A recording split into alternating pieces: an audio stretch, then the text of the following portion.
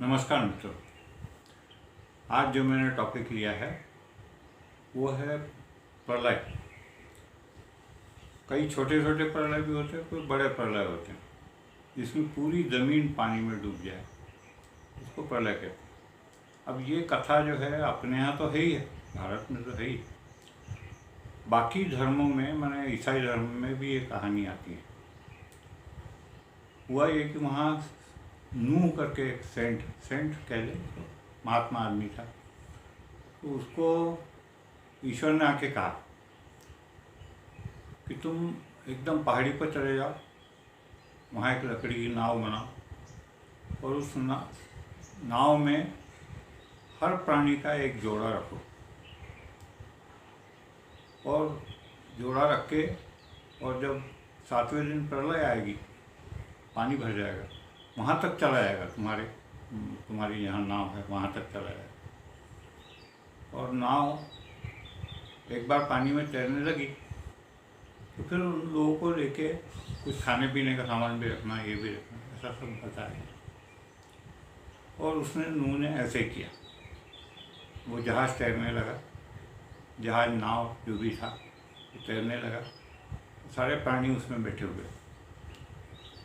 अब 15 दिन हो गए, 20 दिन हो गए, पानी उतरा कि नहीं उतरा ये देखने के लिए उसने एक कबूतर को उड़ाया वहाँ से। तो कबूतर उड़ के वापस आ गया, उसको कोई माने पेड़ पौधा वृक्ष ऐसा कुछ भी नहीं दिखा, और वो वापस आ गया। और रुके वो लोग 15-20 दिन और रुके, और उसके बाद जो है फिर कबूतर को जब उड़ाया तो वो ऑलिव जो पेड़ होता है उसकी वो ले आया तोड़ के।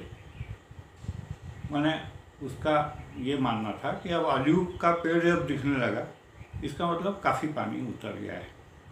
अब वो शांति का प्रतीक करके जो कबूतर उड़ाते हैं या कबूतर के मुंह में ऑलिव की जो पत्तियाँ दिखाते हैं, उसके पीछे ये लॉजिक है।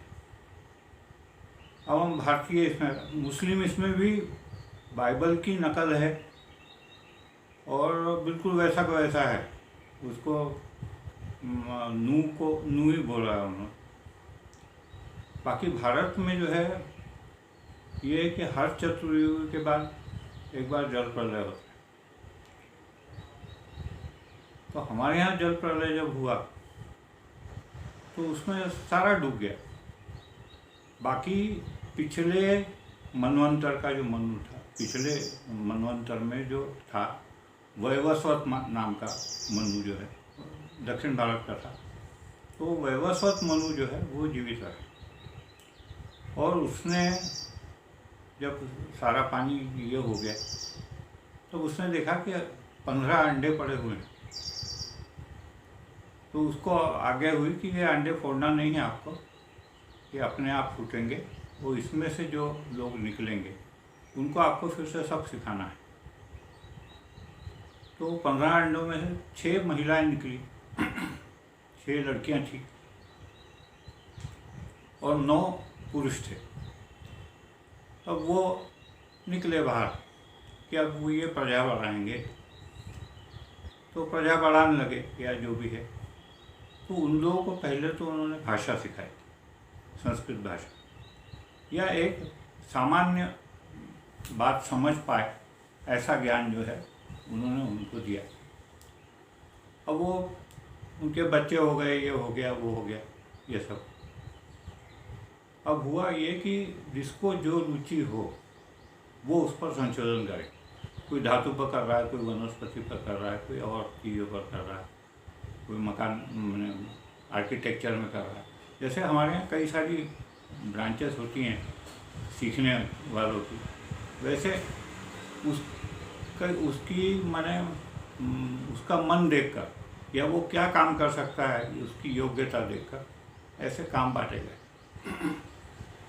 तो उसमें क्या एक लड़के ने कहा कि मुझे यहाँ रह के तो ये नहीं हो पाएगा, मुझे बाहर जाना पड़ेगा। धातु पर या किसी चीज़ पर काम कर रहा था, वो लगभग 16-17 साल का था, तभी बाहर चला गया। उसको भाषा आती थी और उसका ज्ञान भी दिया था, धातु या इसका जो ज्ञान दिया। तो वो संशोधन करता रहा, 20 एक साल बाहर रहा। 20 साल बाद घर आया, माँ बाप से मिला, तो उसने देखा है घर में एक कन्या भी दिख रही है। उससे बातचीत करता रहा, तो बातचीत में बड़ी सुसंस्कृत लगी, बड़ी संस्कारी लड़की लगी। तो पिता ने कहा अब तुम बड़े हो गए हो, बड़ी उम्र हो गई तुम्हारी, अब तुमको विवाह कर लेना चाहिए, तो तुम अपने इसमें ढूंढ लो कोई लड़की तुमको यदि मिलती है, लगती है, अच्छी लगती है, तो उसके साथ तुम्हारा विवाह कर देंगे। तो उसने कहा अपने घर में ही तो है एक लड़की, उससे मैं विवाह कर लूँ तो पिताजी ने कहा देखो ये तुम्हारी सगी बहन है, तो इससे तो शादी नहीं हो सकती तुम्हारी। क्यों नहीं हो सकती? तो उन्होंने कहा ये मनु से पूछो जाके, वैवस्वत मनु है उससे पूछो। तो वैवस्वत मनु के पास वो गया, और मनुस्मृति में उसका उल्लेख है इस वर्णन का कि पहली पीढ़ी में क्या होगा, दूसरी पीढ़ी में क्या डिफेक्ट्स आएंगे, तीसरी पीढ़ी में क्या डिफेक्ट्स आएंगे, चौथी पीढ़ी में क्या, और सातवीं पीढ़ी में बिल्कुल आदमी पागल हो जाएगा या गुस्से हो जाएगा, कुछ भी करने लगेगा, ऐसी वाली चीज़। उसको भले तुम आपने संस्कार दिए हो या नहीं दिए हो। इसलिए अपने यहाँ जो है एक गोत्र में शादी नहीं करना है, ऐसा जो नियम बना, उसके पीछे ये भी एक कारण था। अब हम उधर बाइबल में जाते हैं, तो बाइबल में जो है पहला आदमी जो है वो आदिम होना चाहिए, आदिम, तो एडम कर लिया। उसकी पत्नी जो है ईव, इनके 3 बेटे हुए। अब उनके नाम मुझे याद नहीं है अभी, ना मैं बता सकता हूँ अभी। तो वो बच्चे हुए, फिर उन्होंने किसके साथ शादी की? अरे दूसरा परिवार ही नहीं था जब वहाँ पर, तो शादी कैसे होती? बाकी उसमें कहा है कि उसको भी बच्चे हुए, उसको भी बच्चे हुए, एक भाई ने दूसरे भाई की हत्या कर दी, ऐसा सब प्रकार है उसमें। बाइबल में आप पढ़ेंगे तो आपको सब मिलेगा। बाकी उनमें मैंने ऐसा लगता है कि गोत्र वाली कोई बात नहीं थी। यहाँ तो 6 जोड़े थे कम से कम अपने यहाँ के हिसाब से, तो वो गोत्र में तो शादी नहीं हुई। अच्छा, एक गोत्र में शादी होती है तो क्या होता है आगे चल के? मैं आपको इस पर एक उदाहरण दूँ। उदाहरण ये कि पारसी लोग यहाँ आए, जब नवसारी में गुजरात में आए, तो उन्होंने शरण मांगी, क्योंकि मुसलमानों ने उनको भगा दिया था।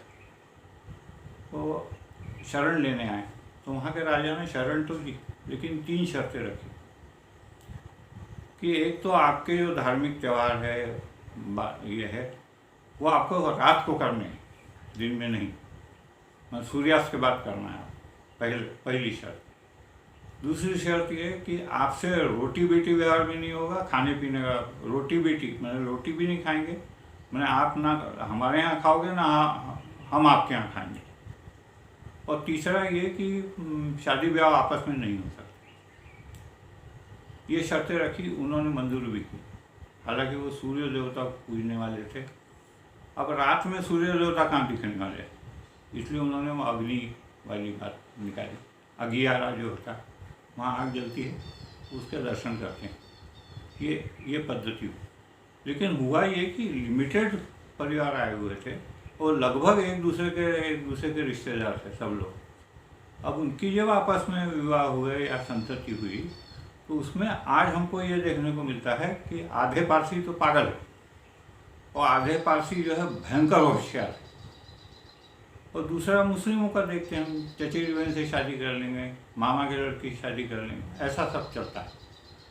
तो उनकी भी प्रवृत्ति जो बिगड़ी है या बदली है, उसका कारण शायद ये भी हो सकता है कि सगोत्र शादी वाली बात है। ये 2 बातें आपको बतानी थी। तो ये पुराणों में जो कथाएं आती है और ये जो आता है, कभी उसका अध्ययन करें कि पृथ्वी का ये जल प्लावन होकर पृथ्वी कैसे डूबी और ये हुआ। अपने यहाँ तो ये है कि जल प्लावन होकर पृथ्वी डूबने के बाद मत्स्य अवतार में तो नाव से सारे बचा लिए थे लोग। कच्छ अवतार मैंने रेत में और पानी में, ये चल रहा था। तीसरा अवतार जो वराह अवतार है, वराह अवतार में पृथ्वी जो पानी में गई हुई थी उसको वो ऊपर ले आया, ऐसा वर्णन मिलता है। ये इतना ही बताना था। धन्यवाद।